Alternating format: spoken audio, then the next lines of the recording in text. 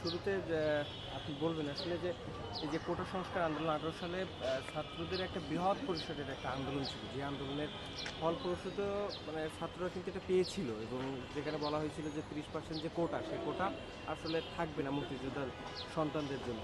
তো সেইটা আজকে আবার সেই ছাত্রদের সেই আন্দোলনের পরিপ্রেক্ষিতে যে ফলাফলটা ছিল, সেটা আবার আজকে কোর্ট মানে এটাকে রিমুভ করে দিয়ে আবার সেখানে আসলে কোটাকে বহাল করে রাখছে। সেটা আপনি কীভাবে দেখছেন আসলে? 2018-তে শিক্ষার্থীদের চূড়ান্ত আন্দোলনের ফলশ্রুতিতে যে কোটা ব্যবস্থা বাতিল করা হলো, আজকে হাইকোর্টের রায়ের মধ্য দিয়ে সেটাকে পুনর্বহালের যে চেষ্টাটি আমরা লক্ষ্য করছি, সেটা ছাত্র সমাজের সঙ্গে চূড়ান্ত প্রতারণা এবং বিশ্বাসঘাতকতা। শিক্ষার্থীরা দীর্ঘদিন ধরে বাংলাদেশে চাকরিতে বিদ্যমান কোটা ব্যবস্থা নিয়ে আন্দোলন করে আসছিল। দীর্ঘ সময় ধরে আন্দোলন করে আসার পরে 2018-তে এই আন্দোলন যখন চূড়ান্তভাবে দানা পাতে, তখন আমরা যারা শিক্ষার্থীরা ছিলাম, আমরা খুব স্পষ্ট করে দেখিয়েছি যে বাংলাদেশের সরকারি চাকরিতে যে কোটা ব্যবস্থা আছে, এই কোটা ব্যবস্থা বাংলাদেশের সংবিধানের যে স্পিরিট, এই স্পিরিটের সঙ্গে সঙ্গতিপূর্ণ নয়।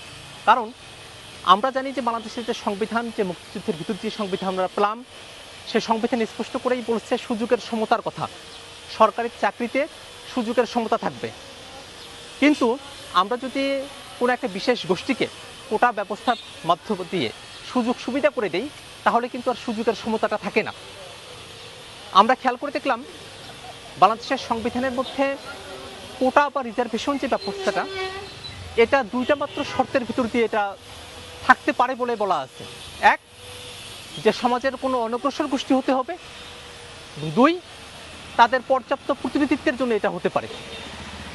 আমাদের তখনই প্রশ্ন ছিল যে যারা বাংলাদেশের স্বাধীনতা যুদ্ধে অংশগ্রহণ করেছেন, যারা মুক্তিযোদ্ধা আছেন, তাদের ফ্যামিলি মেম্বার্স যারা আছেন, তারা কি সামগ্রিকভাবে বাংলাদেশের অনগ্রসর জনগোষ্ঠী? এটা একটা প্রথম কোশ্চেন। তারা তো বাংলাদেশের অনগ্রসর জনগোষ্ঠী নয়। সামগ্রিকভাবে বাংলাদেশের যারা মুক্তিযোদ্ধা আছেন, ফ্যামিলির যারা আছেন, তাদের প্রতি শ্রদ্ধা রেখেই বলছি যে তারা কিন্তু অনগ্রসর গোষ্ঠী নয়। অতএব তাদেরকে কোটা সুবিধা দেওয়ার যে কথাটা বলা হচ্ছে, এটা কিন্তু প্রথম শর্তটাই পূরণ করে না। আর দ্বিতীয় কথাটি হচ্ছে পর্যাপ্ত প্রতিনিধিত্ব। আমরা যদি বাংলাদেশের মুক্তিযোদ্ধা যে ফ্যামিলিগুলো আছে, সেগুলো যদি তাকাই, তাহলে দেখব যে মোট জনসংখ্যার 1% তারা কাভার করেন না।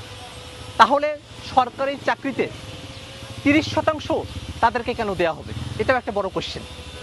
যদি পর্যাপ্ত প্রতিনিধিত্বই হয়, 1% জনগণের জন্য 1% কোটা থাকতে পারে, বড় জোর 1%ও তারা নয় জনসংখ্যায়। এবং আরও ফার্দার কোশ্চেন আছে, যারা মুক্তিযুদ্ধের অব্যবহিত পরপর সময়টাতে, যারা মুক্তিযুদ্ধে সরাসরি অংশগ্রহণ করেছেন বা তাদের সন্তানেতি যারা ছিলেন সেই সময়টাতেই, তারা সামাজিকভাবে অনগ্রসর থাকতে পারেন, কারণ তারা তখন যুদ্ধাহত হয়েছেন, ক্ষতবিক্ষত হয়েছেন। কিন্তু স্বাধীনতার 53-54 বছর পরে এসে তাদের যারা নাতি নাতনি যারা আছে, তাদেরকে এই যে কোটার মধ্য দিয়ে সুযোগটা দেওয়া হচ্ছে, এটা আপামর দেশের সাধারণ যে ছাত্র সমাজ আছে, তাদের সঙ্গে চূড়ান্ত ধরনের এটা বিশ্বাসঘাতকতা করা এবং তাদেরকে চূড়ান্ত ধরনের অনিয়ম, অন্যায্যতার ভিতরে ফেলে দেওয়া। কারণ আমরা যদি দেশটাকে সুন্দর করে ফাংশন করাতে চাই, তাহলে অবশ্যই মেধাভিত্তিক একটা প্রশাসন আমাদের প্রয়োজন। আমরা খেয়াল করে দেখেছি, এমনও বিসিএস গেছে যে বিসিএসে যারা মুক্তিযুদ্ধ কোটা বা অন্য কোটায় যারা নিয়োগ পাবার কথা, এই পরিমাণ প্রার্থী পর্যন্ত পাওয়া যায়নি যে পরিমাণ তাদের জন্য বরাদ্দ আছে, এবং সেগুলোকে দিনের পর দিন ফাঁকা রাখা হয়েছে। কিছু কিছু সময় সেটা মেধার সিট দিয়ে পূরণ করা হয়েছে। কিন্তু যদি এইভাবে চলতে থাকে, যদি আমরা আমাদের যারা মেধাবী আছেন তাদেরকে বঞ্চিত করে, যদি যারা মেধাবী তুলনামূলকভাবে তাদের থেকে পিছিয়ে পড়েছেন কিন্তু কোটার জোরে সামনের দিকে এগিয়ে গেছেন, তাদেরকে দিয়ে যদি আমরা প্রশাসন পূর্ণ করে ফেলি, তাহলে তো